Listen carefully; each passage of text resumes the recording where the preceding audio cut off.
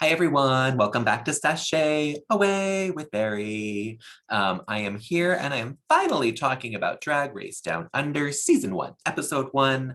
About 2 days late, honestly. I usually do that the day after it comes out, which would have been Sunday. I should have did it Saturday night actually, but I went over to a friend's and watched it for a second time after we had dinner out in the city. So I got home very late and I wasn't going to do it then because I hadn't taken any pictures yet. So I did that yesterday, and then yesterday was just a big, fat, lazy day for me. I just got back from vacation on Friday night, so I was kind of run down and tired. So I just didn't do anything.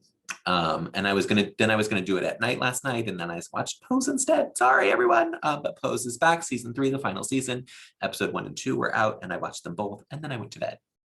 So now I am back at it. We're gonna talk about RuPaul's Drag Race Down Under, the premiere episode. And let's just get right into it. I'm gonna share my screen because we have pictures, of course. Start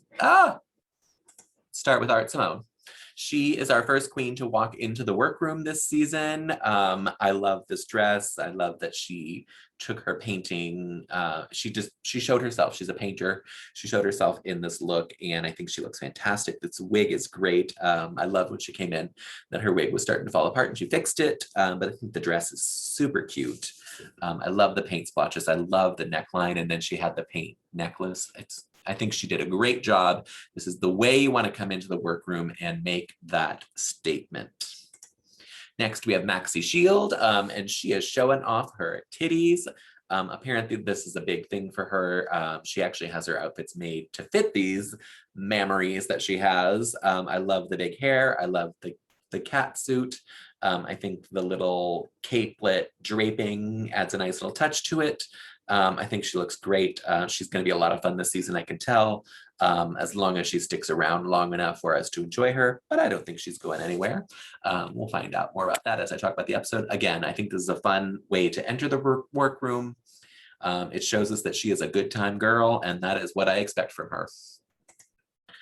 Next, we have Electra Shock into the workroom. I hate this outfit so much. The other queens kind of read her about her wig being thirsty. Maxi Shield had the best line. It said, "I don't know what's more parched, me or her wig," or her hair. I'm not sure what she said, but that's what it was. And also they noted that her nipples were really high, and they really are on this outfit. I like the sleeves. I hate the bodysuit. I think it's awful. So yeah, I just don't like this. And going off of this, she was my pick to go home first. We'll talk about that when we get to it, when we talk about who goes home. But she would have been my choice to go home first from the Meet the Queens videos. She was my least favorite of them. Next is Coco Jumbo. And she is giving you everything. This is a very simple dress, but it's a good dress. This is the kind of drag that I would do. It's just a dress that you would kind of buy off the rack. I'm assuming this was not made for her, but she looks great in it. This wig is gorgeous, and she has so much personality. And that's kind of what you get from her outfit as well. So I think she succeeded. While it's a simple dress, it makes a statement and tells you who Miss Coco is. So I approve of it, even though it's not the greatest dress in the world. Scarlett Adams. I'm not a fan of this dress. It got more interesting when she opened it up and she had the chain band, like the leather band with the chains on it. And then she has the chains around her waist. But with this like business suit look, it's very detox to me. I don't love the look. I think she looks good in it. I just don't love it that much. It doesn't tell me anything about her. When she opened it up, I was like, oh, now I get it. You're in here. She's very burlesque when she takes the jacket off.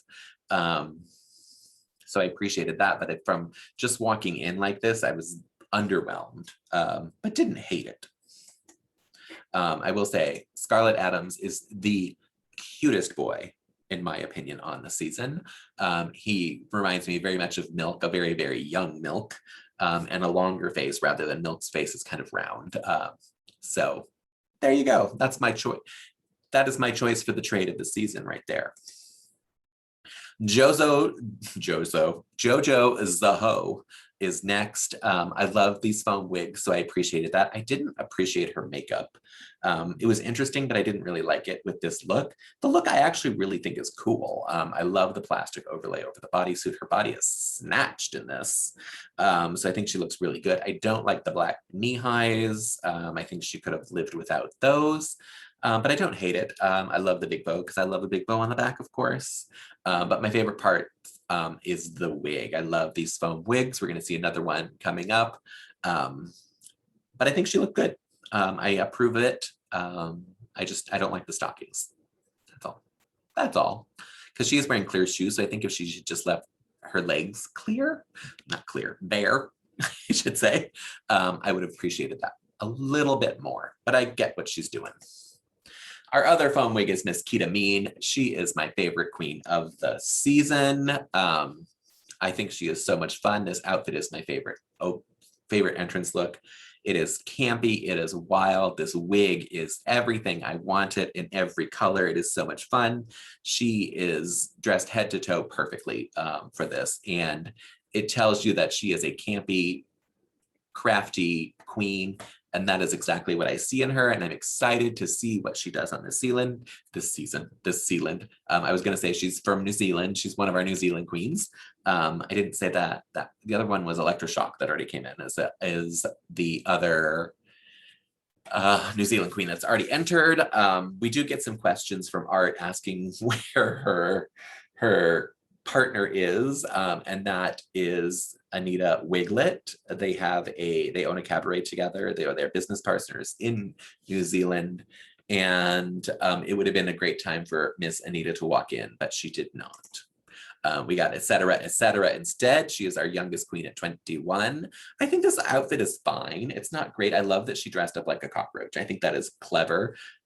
But that she kept her face beautiful. She has this gorgeous jewelry on. The outfit it's not extraordinary, but it's serviceable as a cockroach. I wish her wings stayed up rather than just fell down like that.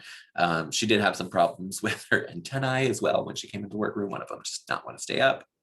And she kind of had to fly. She went flying with her wings, and I wish they would just stand out on their own. But it's a cute outfit. Here's Anita Wiglett. She finally made it. She should have come in right after Ketamine because that would have been better television. Anita is another one that wasn't one of my favorites from the Meet the Queens, but she grew on me a little this episode. My issue with her is her mouth. I don't know what's wrong with it. I hope we find out, but it's like constantly moving and it doesn't match up. It's like off kilter like this. And she always has it open on the runway. I didn't get it. And I also don't get this outfit because to me, this is saying you're a dominatrix and she doesn't come off that way as her drag. The outfit I think is really cool. I love the shoulder pieces. I love actually the thigh-high boots with this. And I love the cutout. The wig, it's fine. But she's holding this like cat o' nine tails whip, but that's not what I saw her. I saw her as another campy queen, and it didn't make sense to me, but I like the outfit. Finally, we have Karen from finance rounding out our 10th queen. She is giving us a reference of Judy Burnley from 9 to 5. That is the Jane Fonda character. And this is what she comes into the office on the first day dressed as. She even says her tagline when she came in is, "We're going to need a bigger locker for this hat." That is Lily Tomlin's line in the movie. I don't think anyone got it. If you're not a huge 9 to 5 fan, such as myself, you would not understand this at all. But this look is impeccable based on what it is. Is it a great look? No. Does it represent her? 1000% it does. She's Karen from finance. She's going to the office to work. I get it. So I appreciated this very, very much. We jump right into our mini challenge, and our guest via satellite, I don't know, he was on a television screen. I don't think he was even watching what was happening, but it is Taika Waititi, the amazing director from New Zealand, looking extremely sexy. I don't know, I find him very, very sexy. And I think he looks really good here. This hair coif is everything. like I said, he was talking to the screen, but he wasn't really talking, I don't think, anything about the queens. He was like answering questions that Ru sent to him, and sometimes it made sense and sometimes it didn't. But I appreciate that he was present for this. I kind of wish he was a guest judge in the studio, but I believe he is filming a movie, and that is why he's on the set here. We also get our pit crew. I don't know if these are the only pit crew members, but these are the two that were on this episode. They are both tasty little treats. I definitely prefer the one on the, I don't know what side of the screen it's on, but he's the one holding the clapper. He is a specimen of manliness. He has an amazing body. And I look forward to many, many episodes with him. The other one is very cute as well. I'm not discrediting him at all. I think he looks great, and I am excited for the pit crew. I don't know if there's more. Like in UK, the first season, we had like 12. So maybe more will pop up throughout the season, but I'm fine if it's just these two as well. Our first mini challenge was a screen test, and they were all asked to do different things. They had to read lines off of not a teleprompter, because they were written out cardboard signs, you know, whatever that means. I can't think of the word that they are, but they were poster board. And so they had to do that.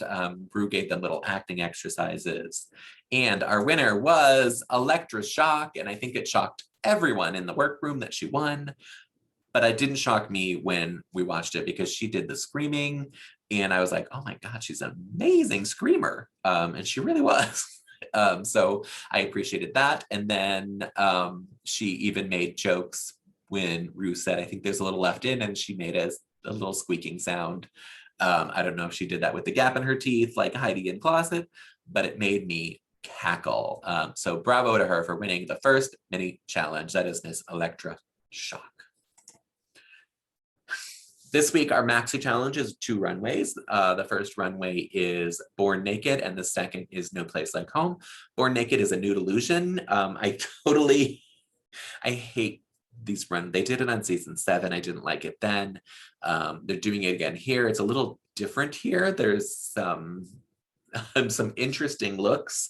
The pictures we're going to look at are all censored, I should say, because I took them off of Instagram from World of Wonder. They have to be censored for Instagram. They're going to have to be censored for YouTube. So you're not going to see all of their nipples and vaginas in these pictures. They are all covered. But if you watch the episode, there was a lot revealed. Let's start with Miss RuPaul. So Ru had an incident where her makeup got lost in transit. I don't know if that's really true. I don't know if it was maybe her makeup artist got lost in transit. But this runway look is just added in later, because our special guest judge is Mr. RuPaul out of drag. So we have Michelle Visage, Reese Michelson, who is adorable, and boy RuPaul drag. And then we have girl RuPaul that sat on the side with just little bits thrown in that were recorded, obviously separately. But apparently her makeup didn't arrive, even though they had to quarantine for 2 weeks before. It didn't arrive in those 2 weeks. I'm guessing it was I don't know if Raven went there even, but I'm assuming Raven went, and maybe she wasn't available to, like, if she got there later, it didn't get to quarantine enough, so she missed the first episode. I don't know. RuPaul is back in drag for episode 2, so apparently the makeup does arrive. But for the judging panel, we do get boy RuPaul this week. Starting off with Born Naked, we have Scarlett Adams. I was like, I don't remember her name. Scarlett Adams, and she came out in a full latex bodysuit. It did rip backstage. She sewed it up. It was sewed badly. But she put that little cover up on the back, so it didn't really matter. There was a little tear under that you can't see under her hand, that she sewed up as well. The fact that she sewed it together is amazing to me, and this look was insane. Ru called her a living fleshlight, and that's kind of what she was. And she's more like a living sex doll, because that's what it was. She was in full, it was like a breastplate for your whole body. Including vagina. I don't know if it had a crack in her butt, but I'm assuming it did. It was covered, so I didn't really see it all the way out. But that is where she also tore it. The wig is not great, but I think the idea of her doing this was really spot on and fantastic. So bravo to you, Scarlett. Next, we have Maxi Shield, and she's giving, this is what I assumed nude illusion would mean. Either you wore a nude bodysuit kind of thing, or you wore something sheer to cover up most of you. I think this is really cute, actually. I would wear this.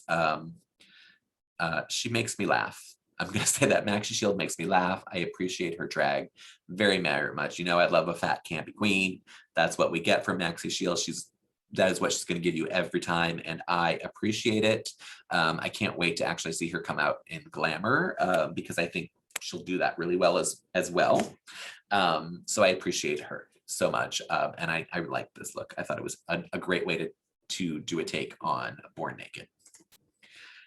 Next, we have Electra Shock, and she was giving us a throwback to RuPaul's back in the 90s when she wore the little football shoulder pads.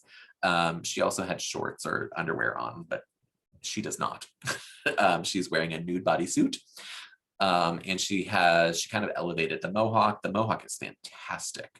And I don't mind the football pads. The rest of it is it's just a nude bodysuit. It's kind of boring. Not much to it, but I think she looks good. Someone who does not look so good is Miss Coco Jumbo. She tried to make it look like she was doing a face over the nude bodysuit. And she had these pillows that were eyes and her mouth. And then she had these giant things on her wrists where she was walking around, and these were supposed to be her ears and her earrings. It's a bad look. It's not good. It's really, really bad. I don't even like the wig, but she has so much personality that you can't help but love her. I do enjoy her. Next, we have Etc. Etc. And she was doing some kind of weird twist on being non-binary, and I didn't get it. There's like all these cuts on her that made no sense to me. Someone explained it to me. I didn't get it. I didn't like the look. I don't like the wig. Yeah, I didn't like it. You can look at her Instagram, and she did some a photo shoot with it, and it still made no sense to me. So yeah, I don't want to talk about it anymore. I didn't like it. Next, we have Jojo's a hoe, and she came out fully naked and had a big dark hairy bush underneath that undersign, and her boobs out. Her problem was that she has, you can see in the midsection, a complete line in the middle of her where it didn't match up. So she was wearing, you could tell that she was wearing two pieces, whereas with Scarlett's full body black breastplate, I'm calling it, it was like seamless. And so it just didn't work as well, I guess. And you saw the other one first. If you saw this one first, maybe you'd have been like, oh, that's nice. And then the other one would come out and you'd be like, holy shit, that's great. But you still wouldn't have, this one wouldn't have held up to it. The wig is also not great for me. Karen from finance, she came out and did her little campy thing. She had two reveals. One was taking off the bathing suit cover up. Then she took off the bikini and had these weird, almost like Bendelacreme burlesque bra pieces on underneath with nipples on it, and her panties. No, and she had a yellow fur line to match her hair, which I thought was really cute. She did fun. It was fun. It was campy. It was fun. It was stupid, and it worked for Karen from finance. So I appreciated it. Anita Wiglett came out as Eve because that's the first thing she thought about. I don't like this. It's really kind of ugly. She's wearing the smallest of heels. I wonder if we're gonna get a story about that, but she had the snake in the apple, the leaves painted across her boobs and her vaginas, and a bad wig. I did not like this look at all. Then we have Miss Ketamine, and she's also in a nude bodysuit, but she added balls to it. It's cute. It's fun. It's a different take on Born Naked, obviously, but I think it's fun, and her hair matches.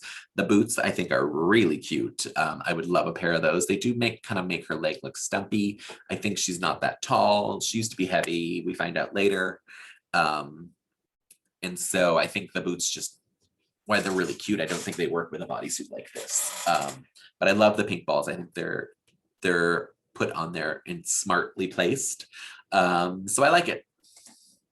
And finally, we have Art Simone. I was very confused by this look. But we've seen the half and half looks before. Michelle said it.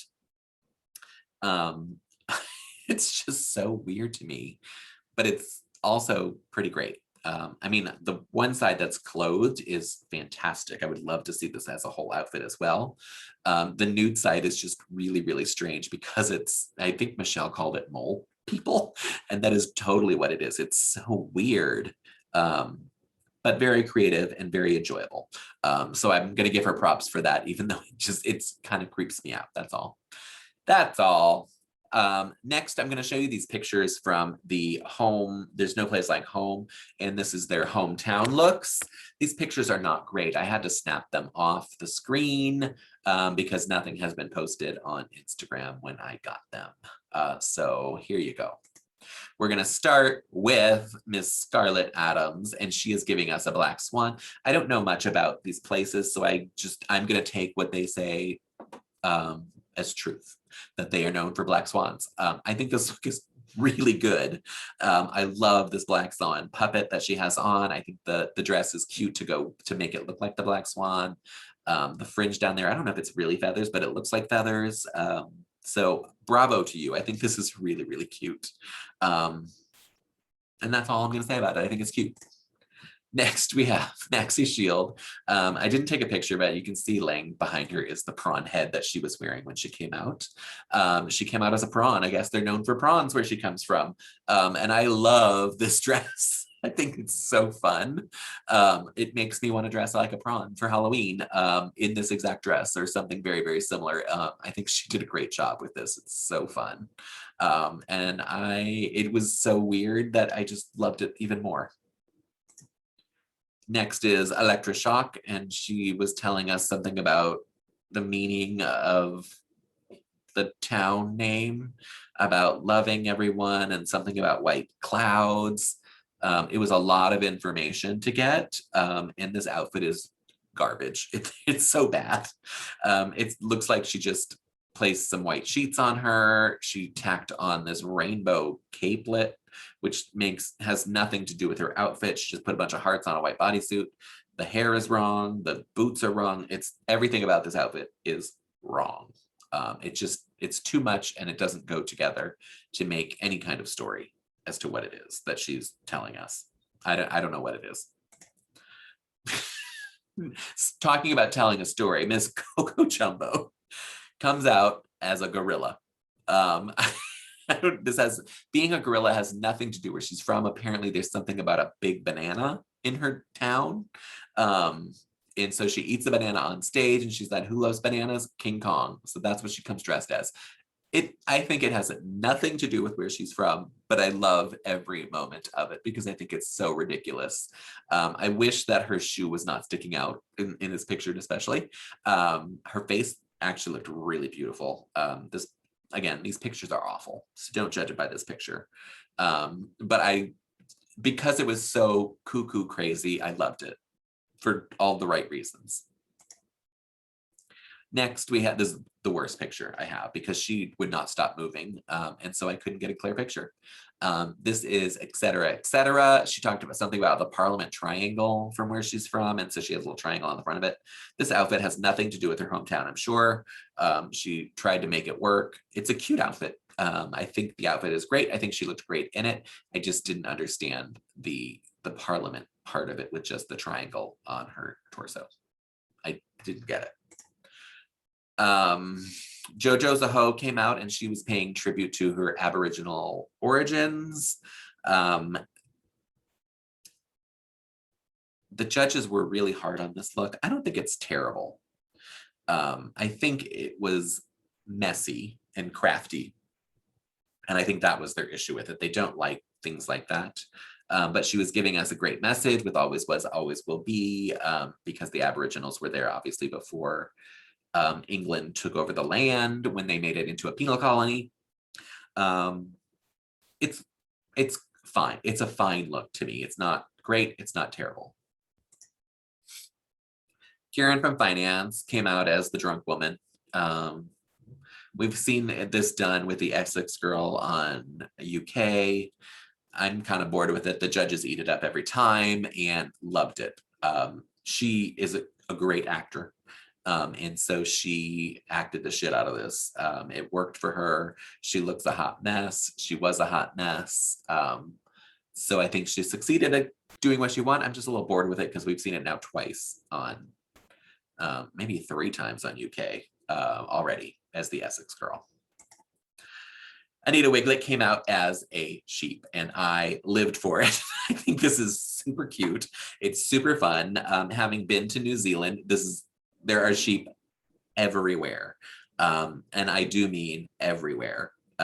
We were on a tour bus and we had to stop repeatedly just for sheep to cross the street because they cross not one at a time, they cross in packs of hundreds. And so you can't go through them. But I love that. I think the outfit is so cute. And I love that she had the little sneak peek of her nipple underneath it. I love the headpiece. I love the outfit. This might be my favorite look of the runway. If she can just learn to control her mouth movements, I will bite my tongue and say that I really, really enjoy her as a drag queen. Because I was not in love with her from Meet the Queens. But this outfit is fantastic to me. Next, we have Ketamine, and she is giving us a tribute to the rugby team in Auckland. I think she looks gorgeous in this. I think it's a great way to turn a rugby outfit into a gown and carry the rugby ball. I love the big helmet head that she's wearing. Not helmet head, helmet hair that she is wearing. And then she had, of course, the 69 on the back because, you know, the 69 joke never gets old here on Drag Race. We get it all the time. But I think she looks great. Is it inspirational and extraordinary? No, but it's beautiful. So bravo to her. Finally, we have Art Simone giving us a reveal from all blacks to the graffiti spray paint. She talked about it as part of her town. The graffiti look to me is much better than the all black look, but I get what she's doing. I don't know where she pulled this hat from because I don't think she was wearing it. It doesn't look like she's wearing it in the all black one, but I don't know where it was, but she pulled it out and there it is. It makes the look really cute. So I love the graffiti look. I love, love, love. The all black, it's fine. It's just a black cape, but she was supposed to be looking like a smart, well-dressed rich woman, apparently. I think she said it was the Paris end of town. And then I can't remember what the other side was, so I don't know. Here they all are, looking at them all. My 2 favorites are the animals. I love the black swan and I love the sheep. And King Kong is there, but it's not gonna be one of my favorites. So I would say my top looks are, number 1 is the sheep. I love the sheep. Number 2 is the swan. And number 3 is the graffiti part of Art Simone's look. Those were my 3 favorites of this runway. But what I say doesn't mean anything because Karen from Finance is announced as our winner. They loved everything she did this week. And I mean, from this look, you can tell she is a hot mess and that is why she won. We have our bottom 2, which is Electra Shock and Jojo's a Hoe, and they will be lip syncing to Tragedy by the Beach Boys, the Bee Gees. RuPaul loves the Bee Gees. They are Australian, so it made sense to me. Maybe they're New Zealand because it says Universal Music New Zealand Limited. I don't know. That might just be because they're in New Zealand filming. I don't know. I thought they were Australian. But it doesn't matter. It's a fun song. It has been stuck in my head since I've watched the show. I've been singing it all along. I thought it was going to be, it turned out to be, I enjoyed the lip sync. It did not end how I thought it was going to, but when it started, once they got into it, I loved that Jojo like walked in front of Elektra and then she was like, wait a minute, I'm gonna jump in front of you. And they just did it like 3 or 4 times. I was like, oh, if they keep this up, it's gonna be really, really fun. Just like fighting with each other. It didn't really end up that way. Jojo, it almost felt like Jojo gave up. Once Elektra did her first split and then she did a second split. She is a dancing diva. And so she did everything she could to slay the lip sync. And she did. She beat Jojo fair and square, in my opinion. So Electra Shock lives to slay another day. Again, she was my pick to go home first. She was in the bottom, but she did not go home. And I didn't think she deserved to go home because I think she won the lip sync. Her necklace is all messed up here after that lip sync though. But that's fine. That means we have to say goodbye to Jojo, the hoe. She's very sad about it. But I also feel like she got all of her story out of the first episode. As I rewatched it the second time, I was like, oh, she's telling us everything about, you know, being one of the First Nations people there. We're getting that whole story out. And then where does it go from there? You don't have much more to tell. So it was kind of written in the stars that she was going to go home. She writes her mirror message, which I cannot read because she was standing in front of it. But we'll get it probably next time when the show starts. Speaking of, next time on RuPaul's Drag Race Down Under, it's Snatch Game. What the fuck? It's episode 2. But we're getting Snatch Game next week. It's so fast. You know, I do Snatch Game every season with Mr. Roger Calderon. So I believe we are going to be doing it again next week to talk about Snatch Game. It'll be interesting to see what characters they do. I know in the preview, we got a little bit of a hint that 2 people might be doing Bimby Irwin. I think one of them was Art Simone. I don't know who the other one was. Maybe et cetera, et cetera. I don't know. But that's that. We're going to have Snatch Game next week. All in all, I enjoyed this episode very much. I'm excited for Australia. I think their drag is very interesting. It is very different from the United States once again. Their runways, I don't think, are going to be as impeccable, certainly not as the finale of season 13. And that is what I love about drag, is that you have all these different versions of it, and they are all valid, they are all important, and you have to put the emphasis on the drag that you're doing, not necessarily on what you're wearing. So I'm very excited about it. I'm gonna look at my phone really quickly. Because if you want to toot and boot these runway looks, you can go to my Instagram page. You have another 3 hours to vote. So if you don't see this soon, you're not going to get that. But my Instagram is Sashay Away with Barry, SASHAYWITHBARRY. That's my name. Sashay Away with Barry. I spelled that wrong. I spelled Sashay with Barry. It's Sashay Away with Barry. You can spell it. But you can go in there and toot and boot the looks of the runway for this episode for the next 3.5 hours. And then it will be over, and those results will be posted on my webpage, which is sashayawaywithbarry.com. Or you can watch the next video, not the next one, because the next one's going to be season 13's finale that we still haven't taped yet for the Toots and Boots, but we will be doing a Toots and Boots for this season, and the results of the Instagram story are on that as well. So you can find it there as well. That'll be 2 videos away from this one, because the next one that comes out will be the Toots and Boots for the finale of season 13, which we are taping on Thursday. With David and Brian. That's all I have for you today. Thank you all for tuning in. And please take care of yourselves. Wear your masks. Get vaccinated. Social distance. Wash your hands. Do whatever you can to protect your fellow man. I was on vacation and I went to a place where they are no longer wearing masks. I still wore mine. And I got ridiculed for it. I also got ridiculed for having the vaccine. But that's the way it is. This is the world we live in, and this is where we are going. So please stay safe. I love you all. Bye-bye.